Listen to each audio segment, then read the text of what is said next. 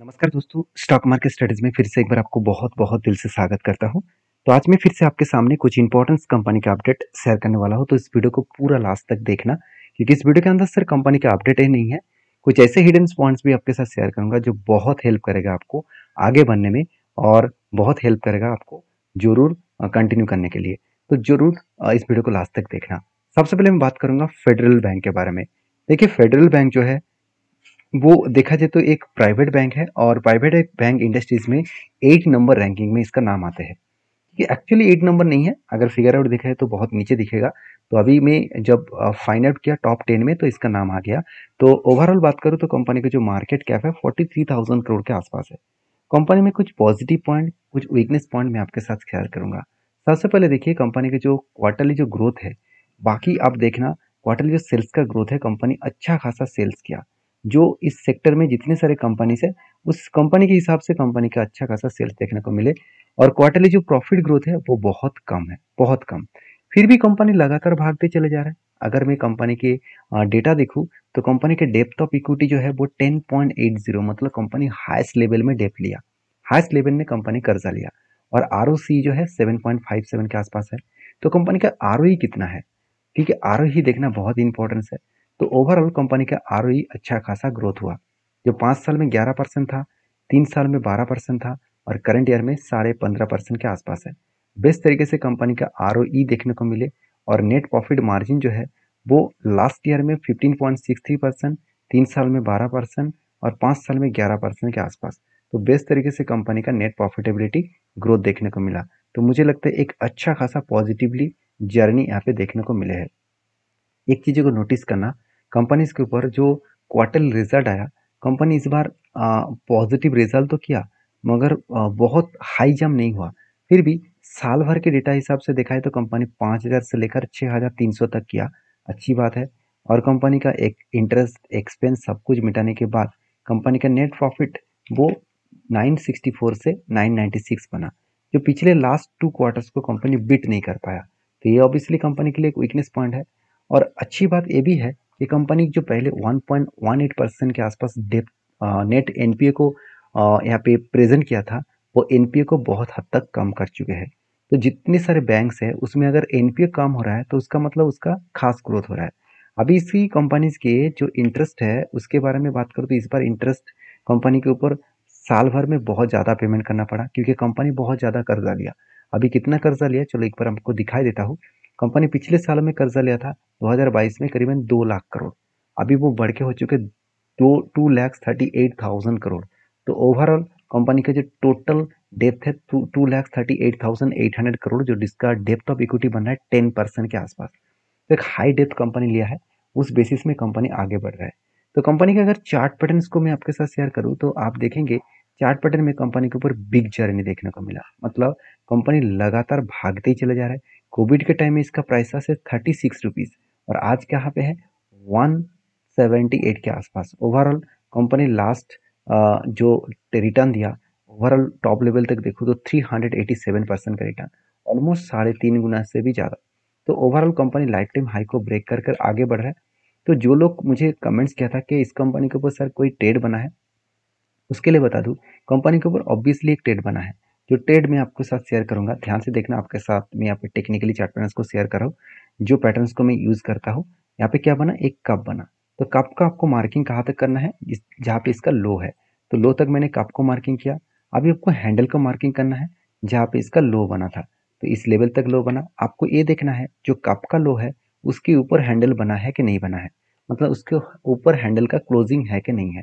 अगर हैंडल का क्लोजिंग ऊपर है तो ठीक ठाक है। तो देखिए ब्रेकआउट हुआ, ब्रेकआउट कंफर्मेशन भी हो गया। अभी कंपनी का टारगेट किस लेवल तक मैं लेने वाला हूँ, देखिए जो मेरा टारगेट रहेगा ऑलमोस्ट ऑलमोस्ट इसका टारगेट में लेके चलूंगा 15%। अभी देखिए 15% के लिए आप काम मतलब करे ना करे, मैं तो हमेशा टेक्निकली चार्ट पैटर्न्स में मुझे 10% भी टारगेट मिले तो भी मैं टेल ले लेता हूँ। हाँ, क्वांटिटी के हिसाब से टेल लेता हूँ, क्योंकि रिस्क मैनेजमेंट को करके मैं काम करता हूँ। तो इसीलिए मैं बार बार बोलता हूँ आप काम करना चाहते हैं तो पहले सारी चीज़ों को समझिए और उसके बाद डीपली रिसर्च करें और आपके सेबी रजिस्ट्रार के साथ बातचीत करके काम करिए, क्योंकि हर किसी का ओपिनियन अलग होता है, हर किसी का स्ट्रेटजीज अलग होता है।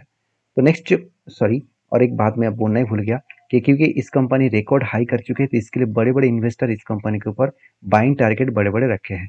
तो बहुत सारे यहाँ पे देखिए, रिजर्व बैंक ऑफ इंडिया यहाँ पे managing director, chief executive director, उन्होंने सीएनबीसी के ऊपर रिपोर्टेड पेश किया कि कंपनी के ऊपर एक अच्छा खासा ग्रोथ जिस तरीके से हो रहा है और भी ज़्यादा ग्रोथ होने वाला है। उसके साथ साथ ये भी बताया जा चुके हैं कोटक महिंद्रा बैंक, इसका भी अच्छा खासा ग्रोथ आने वाला है। तो मैं दिखाऊंगा कोटक महिंद्रा बैंक के डिटेल्स भी दिखाऊंगा। तो उससे पहले एप्पल और टायर्स के बारे में चर्चा कर लेते हैं। तो एप्पल और टायर्स के ऊपर लोगों का बहुत सारे डाउट है, बहुत सारे क्वेश्चन है, मैं क्लियर करना चाहूँगा। देखिए, एप्पल और टायर्स इंडिया के देखा जाए तो third largest tyre manufacturing company है। इस कंपनी में दो दिक्कत है अभी फिलहाल के लिए। पहली बात, कंपनी का सेल्स बहुत हद तक कम हो चुके हैं और प्रॉफिट ग्रोथ नेगेटिव में चला गया, मतलब प्रॉफिट ग्रोथ कम हुआ है। कितना कम हुआ, आपको साल भर के डेटा दिखा देता हूँ। पिछले जो सालों में कंपनी का जो प्रॉफिट हुआ था, इस बार 1722 करोड़ के आसपास साल भर की प्रॉफिट हुआ। मगर दिक्कत कहाँ पे है, क्वार्टरली रिजल्ट में। ध्यान से देखना, 497 करोड़ के आसपास प्रॉफिट हुआ था, इस बार वो घट के हो चुके 354 करोड़ के आसपास। यहाँ पे प्रॉफिट डाउन हुआ। तो प्रॉफिट डाउन होने के कारण में क्या कंपनी के ऊपर कुछ दिक्कत आ सकते हैं? हाँ, दिक्कत तब आने वाले थे अगर ईयर ऑफ ईयर बेसिस में भी प्रॉफिट डाउन होता। तो ईयर ऑफ ईयर बेसिस में तो प्रॉफिट डाउन नहीं हो, तो वहां पे तो सब कुछ ठीक ठाक है। तो उस बेसिस में कंपनी आगे बढ़ रहा है। और कंपनी के बेस्ट पॉइंट मुझे लगा कि कंपनी का वैल्यूएशन बहुत सस्ता है। अगर मैं कंपनी के खुद के वैल्यूएशन के बारे में बात करूँ तो एक टाइम चला गया था 40 के आसपास और आज चल रहा है 17 के आसपास। ओवरऑल कंपनी के एवरेज लेवल के आसपास ही वैल्यूएशन देखने को मिला, जो 2021 के लेवल में टच करने जा रहा है। तो यहाँ से ग्रोथ होने का चांसेस बहुत ज़्यादा है। दूसरी बात, कंपनी के बैलेंस शीट देखा जाए तो 3000 से 13000 तक कंपनी का रिजर्व बढ़ चुके हैं। अराउंड आप 4 टाइम्स बोल सकते हैं, 4x बोल सकते हैं, कंपनी का रिजर्व बढ़ चुके थे। अभी बोरिंग्स के बारे में बात करूँ तो कर्जा भी कंपनी का बढ़ चुका है। हाँ, कर्जा बढ़ा तो है, मगर बीच में कंपनी 7000 तक कर्जे को लेके गया था, उससे कंपनी कर्जे को मिटाया। इस बार कर्जा कम हो चुके हैं। फिक्स्ड एसेट भी बढ़े, उसके साथ साथ कंपनी के हाथ में अच्छा खासा पैसा है। कितना पैसा है, करीबन 921 करोड़ के आसपास, 922 करोड़ के आसपास कैश भी है। और कंपनी को टोटल प्रोजेक्ट मिला, टोटल कंपनी को काम मिला 2600 करोड़ के आसपास। और सबसे इंपॉर्टेंट पॉइंट ये भी है कि कंपनी खुद के बिजनेस के ऊपर ऑनगोइंग प्रोसेस में इस बार 280 करोड़ पैसा लगा चुके हैं। तो सारे पॉइंट्स मैं आपके साथ इसीलिए रखा हूँ क्योंकि आपको पता चले कंपनी में कितना ग्रोथ है। अगर मैं कुछ डेटा के अपडेट के बारे में बात करूँ तो नमूरा इस कंपनी के ऊपर एक एंटी लेवल दिया था, 478 में उन्होंने एंटी दिया था और टारगेट रखने के लिए बोला था 512 के आसपास। तो 512 के आसपास टारगेट रखा था। ऑलमोस्ट उस टारगेट को अचीव करने के नज़दीक में आ चुके हैं और मुझे लगता है वो इजीली टारगेट को अचीव भी कर पाएंगे क्योंकि जो ट्रेंड यहाँ पे बना था, अगर वो ट्रेंड को मैं आपके साथ शेयर करूँ तो वो ट्रेंड को फाइनली यहाँ पे ब्रेकआउट कर चुके हैं। तो ब्रेकआउट कर चुके मतलब यहाँ से कंपनी बाउंस बैक कर सकते हैं। तो चीज़ों को पहले समझिए, कंपनी वही लेवल में वापस कर रहा है जो लेवल कंपनी का स्ट्रांगली क्या बना था, एक सपोर्ट बना था। मतलब एक 200 डेज मूविंग एवरेज का सपोर्ट बना था, यहाँ पे भी बना था, बाउंस बैक किए। फिर से यहाँ पे देखिए, इस जगह पे बनने का कोशिश किया था, ऊपर गया, फिर से यहाँ पे बना, ऊपर जा रहा है। मतलब 200 डेज इस कंपनी के लिए एक स्ट्रांगली सपोर्ट है। तो मैं फिलहाल के लिए इस कंपनी के ऊपर कोई भी ट्रेड नहीं लिया हूँ क्योंकि जब तक कोई पैटर्न्स ना बने तब तक कोई ट्रेड लेना बहुत बड़ा जोखिम बना बात होगा। तो यहाँ पे एक ट्रेड जरूर लूंगा क्योंकि एक कब बनने जा रहा है, उसके बाद एक हैंडल पैटर्न क्रिएट करें तो जरूर यहाँ पे मैं एक ट्रेड लेने वाला हूँ। तो जब ट्रेड बनेगा तो मैं आपके साथ जरूर शेयर करूंगा। तो ये था अपडेट। नेक्स्ट जो कंपनी उसका अपडेट है एक्साइड इंडस्ट्रीज लिमिटेड। तो एक्साइड के ऊपर चार चांद लगने वाले हैं क्योंकि पहले ही कुछ गुड न्यूज़ के कारण रॉकेट की तरह कंपनी परफॉर्मेंस किया और इस बार कंपनी जो अनाउंसमेंट किया है उस अनाउंसमेंट के कारण मुझे लगता है कंपनी के ऊपर और भी धमाका होने वाला है। Almost company life time high को ब्रेक किया है क्योंकि एक्साइड के ऊपर आप खुद ही देख सकते हैं, नमूरा ने जो एडजस्टमेंट एक्साइड के ऊपर जो टारगेट दिया था वो 589, उनका एंटी लेवल 485 के आसपास था और 485 के आसपास 485 का आसपास उनका एंटी था और उसका जो टारगेट दिया था, अभी देखिए जो टारगेट रखा गया 589 के आसपास ऑलमोस्ट टारगेट के नज़दीक है। और जब मुझे एंटी मिला था मैं पहले भी आपको डिस्कशन कर चुका हूँ, 2018 से लेकर एक बिग कप बना था, उसके बाद छोटा सा एक हैंडल पैटर्न क्रिएट हुआ और फाइनली जब ब्रेकआउट किया तब मैंने एंटी लिया और बहुत शानदार तरीके से टारगेट अचीव हुआ। और मैं इंतजार कर रहा था कि कोई भी एक पैटर्न्स बने, कोई भी एक रेंज बने तो मैं फिर से इस कंपनी के ऊपर एंटी लेने वाला हूँ क्योंकि कंपनी के ऊपर फिर से गुड न्यूज़ आया, जो गुड न्यूज़ मैं आपके साथ शेयर करूंगा क्योंकि एक्साइड इंडस्ट्रीज के ऊपर बताया जा रहा है कि Exide industries invest 750 million rupees. तो 750 मिलियन रुपीज यहाँ पे कंपनी इन्वेस्टमेंट करने वाला, वो भी किसके ऊपर, लिथियम आयन सेल बैटरीज के ऊपर। क्योंकि मैं पिछले वीडियो में बताया था कि होंडा एंड किया ये दोनों कंपनी लिथियम आयन का बैटरी जो है वो किससे लेने वाला है, एक्साइड से लेने वाला है। तो इसलिए वो प्लान कर रहे हैं 750 मिलियन रुपीज़ का टोटल यहाँ पे वो इन्वेस्टमेंट करने जा रहा है। तो बिग इन्वेस्टमेंट होगा तो शेयर तो चुपचाप नहीं बैठेगा, वो तो भागेगा। ये तो नेचर है, क्योंकि इन्वेस्टमेंट स्टॉक के ऊपर वही लोग बाई करते हैं जो मार्केट को समझते नहीं।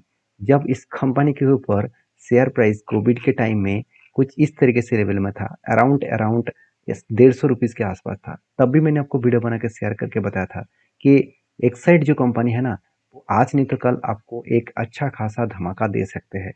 तब मैंने इस 150 रुपीज़ की जगह पे मैंने बाई किया था। मैं आपको उस टाइम में भी वीडियो बना के शेयर किया, बीच में भी बताया, आज भी बता रहा हूँ। मेरे पास अभी भी होल्डिंग है अराउंड 150 रुपीज़ के आसपास। तो मैं ज़रूर इसके ऊपर होल्डिंग करूँगा, क्योंकि ये तो मुझे लगता है सिर्फ शुरुआत है। अभी आगे आगे देखना बाकी है होता क्या है। तो बाकी नेक्स्ट जो कंपनी है उसके बारे में चर्चा करूँ, उसका नाम है एल्कॉन इंजीनियरिंग लिमिटेड, जो बेसिकली एक गुड अपडेट देने वाला है, क्योंकि एल्कॉन के ऊपर एक शानदार तरीके से परफॉर्मेंस हुआ। 500 से लेकर कंपनी 1300 तक गया, ऑलमोस्ट पैसा डबल कर चुके हैं, जिसके लिए मैनेजमेंट ने डिसीजन ले रहा है कि जो इसका फेस वैल्यू 2 रुपये है, इसको 1 रुपया करने वाले हैं, मतलब हर एक के बदले वो 2 शेयर देने जा रहा है। तो इसका डेट अनाउंसमेंट जल्द से जल्द आने वाला है। जब आएगा तो मैं आपके साथ जरूर शेयर करूंगा। तो ये वीडियो टोटली एजुकेशन पर्पस में था, क्योंकि मैं कोई सेबी रजिस्टर्ड पर्सन नहीं हूँ। तो आपको अगर काम करना है तो प्लीज़ एक बार डीपली रिसर्च करें, उसके बाद काम करें। मिलते हैं नेक्स्ट वीडियो में, तब तक के लिए धन्यवाद।